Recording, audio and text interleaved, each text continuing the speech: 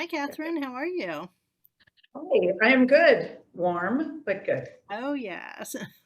Well, thank you so much for allowing us to showcase your film, Aggie. And this is part of an art and activism film screening that the Museum of Fine Arts is doing in collaboration with the Tampa Bay International Gay and Lesbian Film Festival. Tying together many of the threads in the film. Exactly. So I wanted to talk a little bit about, I know that you have deep ties to the activist movement, starting back in the 80s and 90s, and your work with ACT UP, and especially as the media arm of that through Diva TV. So I wanted to talk a little bit about that and then how you see activism today, especially, I mean, media has changed so much and it plays such an important role in activism now. So I wanted to touch on that a little bit. That's great to hear. When we were filming the ACT UP demonstrations, I knew we came from this line of people who had used the media to tell their own stories during the civil rights movement and the newsreels that were filmed at that time. So I knew we were continuing that, but I could never have imagined that everyone would literally, almost everyone, have a movie camera in their pocket. So there were maybe 8 cameras of various formats that 800 of us shared. And, we were only in certain places at certain times, and we filmed over our tapes after Right. it was insane. But what's amazing to me now is that I feel like the work of Darnella Frazier, who is the young woman who filmed the white police officer, Derek Chauvin, murdering George Floyd, that her ability to stand and hold that camera as a witness to what was happening was something that allowed a revolution to erupt. And it was due to that imagery. And for me, that ties to the power and impact that Ava DuVernay's film, The 13th, had on my own mother. So these things, I don't think, act alone. If Aggie hadn't already been reading, been talking to people, lived a long life, been doing some of the work to educate herself and learn about the world and the people around her, it wouldn't have made any difference. But as part of that story, as part of that path and her adventure, the film had an enormous impact. And Ava generously cites it as something that blew her own mind, that, look what this one film can do to one person. Look what impact these sort of falling dominoes can have. So I think the media is in a very exciting place. I think it plays a really huge role. And I think for me right now, I've actually been just reflecting a lot on what it means that we need Darnella Frazier to make that film. And for me, I was really, as a member of the Academy of Motion Pictures, it was really moving for me that she did get recognized as a filmmaker of our time, as one of the most important filmmakers of the year, because she was just somebody who saw something and thought, I can't be the only one to see this. If other people see this, they'll help me process my own trauma Right. and get to my own healing. But I do think that at some point, we don't need to witness those, that we need to get to a point where our hearts are changed enough that we can use art for healing and transformation and education, as opposed to the brutal reality of witnessing that it is doing right now. I agree. And I think you did a wonderful job in the film of recognizing that moment, that Aggie was reluctant. There was some concern, as many of us have, about watching 13th, and then realizing and showcasing in the film that was a key moment. That was a really key moment in bringing this Art for Justice Fund to life. And I'm glad to hear you say that those conversations were already happening, because that was something that I was interested in. So one of the other things that I was curious about, and the film does this really wonderful job of showcasing Aggie's activism through the years, starting in the 70s with Studio in a School, and then going through her activism with PFLAG when you came out, and then the AIDS crisis when you were involved in documenting that, and then up to this time. And I'm wondering, were there any, so you obviously were well versed in all of this, having lived through it, but were there any surprises in that, in telling that story, that you're like, oh, I didn't remember us being so involved or so aware of this issue or that issue? That's a great question. I mean, I think there weren't surprises around parts of her biography, and I was trying very explicitly not to make it a biographical, like a chronological film, but more to identify the stories that needed to be told that could kind of unravel how she became who she was. And that was my ultimate goal, was really like, it was a film for me about how Art for Justice came to be.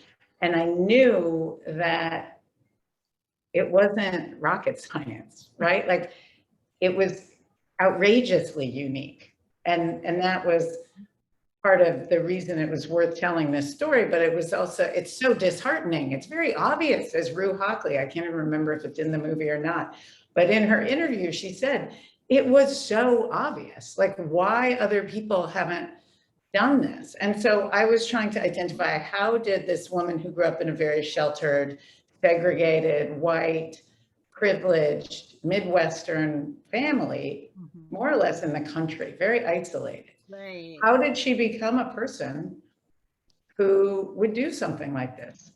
And so I think in that way, I hope the film becomes kind of universal, because we're all trying to figure out how we became who we are, and why some of our nearest and dearest people are so different than us, whether they share our race or gender or sexuality or class backgrounds or any of these markers, or whether they're family members, or what it is that actually brings us to these moments. So, you know, in the end, do I know the answer? No. I mean, who knows the answer to that? Is it nature or nurture? But there is this opening I felt, and I tried to replicate in the movie, that Aggie has exposed herself to being open through art. So I think that there's this constant inability to put words to it, but a constant reliance on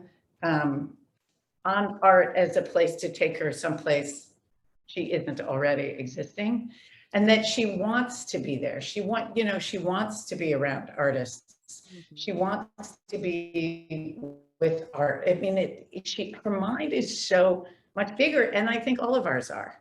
And we're robbed, which is why I think the Studio in a School was such an incredible thing, even though it could be looked at like, oh, it's just some arts education for children.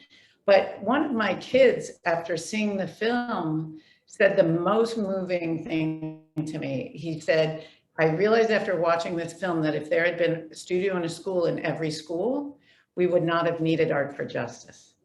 And to me, that was the really most radical understanding of what it meant to allow children to have access to their own questions. And, you know, when the Studio in a School student says, the studio art classroom was the only place in school that I was ever asked what I thought. Right, yeah. You know, like everywhere else he's asked for the answer, and he's either right or wrong. Yes. And in studio, people were saying to him, what do you think an owl might sound like if you were to paint it? Or how does it feel to create, you know, a city out of other people's discarded materials? You know, like, how do you, it's just this, our minds, like our bodies, I think, are not really used to their greatest abilities, right? They say our minds are used like whatever, 5% or 10%. And I think that studio, you know, if students were given that, if everybody, and I'm not saying Aggie has all the answers or did all the right things by any stretch. She's a unique, different person. Nobody's going to come into their moment the same exact way she did. But I think the ability to understand that art is not just decoration, that it's not just for privileged people, that it's not just in galleries. I mean, I think that summer was beautiful for many people get to witness all of the murals and all of the signs and all of the costumes and the music and the dancing, and for people who weren't used to doing those things. That's a part of what we all do and what we all need. You've got all those books behind you. You know, it's like books, like that is the best way to open your mind, is to read a book. And we're actually, this is the docent library for the Museum of Fine Arts. So, There you go. That's perfect. and You what, know, how do you go in more dimensions and more directions, right? So they're talking about pieces of art and they want to contextualize them, but the context can be so much more than just the title and the artist and the year and the medium. right. You know, it's and the dimensions. Well, It goes way beyond. one of the things that came through so clearly is that Aggie truly believes in the power of art at every step of this journey. And it is just, art is to her, it is not just a painting on the wall. It's not the artist. And one of the things that I really loved is how you showcase the importance of studio visits. And I even loved, I saw it pop up briefly, that the MoMA exhibition was called Studio Visit. and I That's right. and I think or I'm wondering, was that a way for Aggie to kind of develop these deep relationships with artists and then really get a chance to hear from them the issues that they're confronting or they're exploring through their artwork? Yeah, I mean, I'm so glad you picked up on that. And obviously MoMA did as well, because she's given over 900 pieces of art to MoMA, and they chose 50, I think, and put them in a show called Studio Visits, because they know that she may not have given the most valuable paintings to MoMA that anyone has ever given. She may not have given the most, she may not have given whatever. But what she does is that she establishes relationships with artists, and the art is almost what's the word now that I'm incidental, almost Right. incidental. Mm-hmm. That it's really a relationship with someone who's able to explain or think or feel or communicate certain things, and that make her feel alive and inspired and healed and whole and all those things we seek. And so originally, I mean, now people buy at auction. A lot of people buy art like stocks. They buy and sell, and she's never done that. She's always followed what she likes, and it's one of those people like the wine people who tell you it's good, and you're like, oh, I guess that's good, because some of us don't really know. But I think at base she would say everyone should always pursue or look for things that they like, not because they think they're pretty necessarily, although she thinks a lot of her art is really beautiful, but she means beautiful in very deep ways. Like, where does it transport her to? What does it remind her of? How does it make her catch her breath? And I think that, you know, the people now who buy primarily at galleries or at auctions or online or, you know, or through buyers, she just has never done that. So she did used to tell us wonderful stories about going around to galleries and rolling up canvases. You know, she'd be like, I love that. So she had all these people's early work. She was often the first person who ever bought an artist's piece. Oh, wow. They were like, the first time I ever sold something was to Agnes. And so she didn't know, and she still supports young and, you know, they say upcoming, but the thing is, you don't know who's upcoming and who's not. They're just sort of newer artists or lesser known artists. And she goes and she sees something she likes, she picks it, and then years later they're like Glenn Ligon or Ellsworth Kelly, or they're like, wow, you were the one who, you know, you were a person who bought a very early piece by those artists who now, you know, Glenn jokes now he can't even afford his own work, but she knows Glenn well, as you can see in the film, and she really feels a lot about his work, and she's collected different kinds, but she does like seeing pieces over time.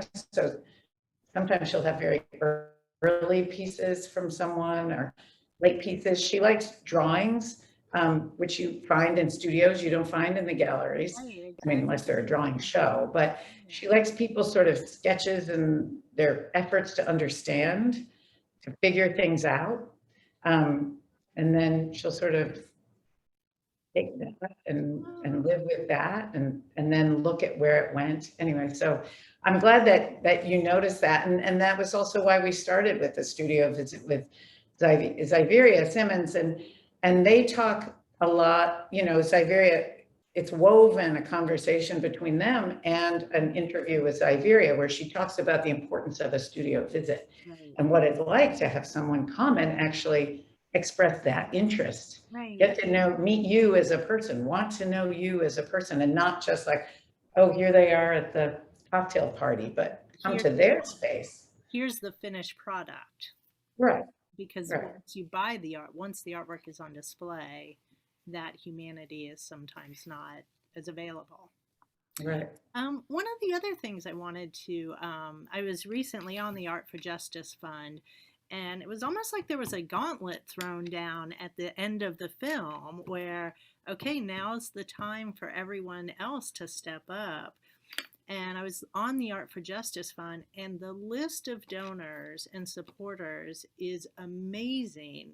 And I wanted to know how you felt about that. I know that the goal is within 5 years, the Art for Justice Fund does its work and is out the door. On to the next thing, most likely. But I wanted to see what you felt about how Art for Justice is operating now. I know that you were so instrumental in Florida in the restoration for voting rights. That was so amazing to see. It's been a hot topic here. What a leader you have in Desmond Meade and all the others who jumped in, but he is just a divine soul and he's an incredible leader.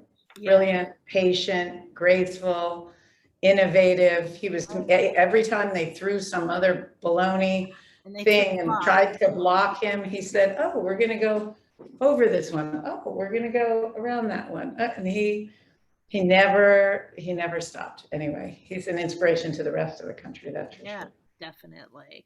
So how are you feeling about the Art for Justice Fund now and the work that you're doing? Well, that's a great question too, because Aggie did start the project by saying, you know, this isn't like a vanity project. I can't do this alone. Right. And nor should I, nor am I doing it if we're not all trying to figure out how to do it together. Yeah. And so it's been beautiful how not only have we as a community broken down kind of identity silos between artists and activists, but we've also broken that down among donors, philanthropists, artists, activists, in a way to recognize everybody's ability to be all of those things. Mm-hmm. So that, but also to say that if we aren't all recognized, all three of those things together, we're actually not going to be as effective as we could be if we're all included when we're saying this is what it takes. It really takes all of those kinds of people and all of those parts of each of us. And so when she started, she turned around and she said to her own community, art collecting community in particular, she said, you know, please join me. And 30 individuals and couples stepped right in and contributed. And we thought, wow, you know, maybe we just thought we'd have a little more money. It's a 5-year spend down because she also, it's like a reparations model, like get the money out into the field. There's no reason to have an endowment. Right. For if we're trying to end mass incarceration, like we want to end it. So exactly. Let's move towards ending it. Obviously, it's a long process and there's a lot that will go into that. So along the way, you know, there's so much more funding now for abolition and for fighting the criminal legal system as it stands. And that's been building up. But for Art for Justice in particular, she never wanted to ask artists, because they're always asked to donate. Mm-hmm. But because of the synergy and the organic quality of the Art for Justice community, Mark Bradford, an incredible artist in Florida, I won't say the whole long story, but he met 2 of the grantee partners and he just said, this work is amazing. And he dedicated an entire edition to give us for the fund, and it sold for $1 million all of these. That's So he wonderful. donated a million, and then artists, she started Titus Kafar, Mark Subero, and then recently Julie Maritou, Paula Crown. Julie Maritou just sold this huge painting. So now we're actually having a 6th year because we've raised over $20 million, which is how much we've given each year for 5 years. So we have some of the 5th year left, and then we're going to stay 1 more year because the model, people are, 100% of everybody's donations goes into the field.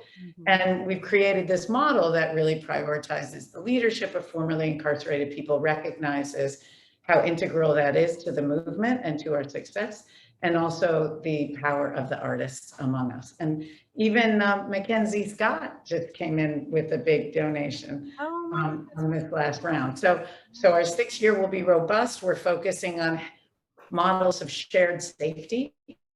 I think that's a way to move that's so positive away from sort of fighting this inhumane racist system, that we're actually building something beautiful in its place.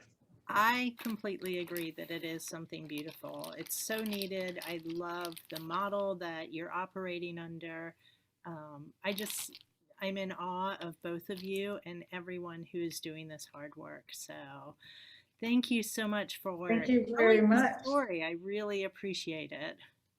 Thank you so much. It's Okay, great to be here. thank you. Have a good evening. Bye You bye. too. Bye.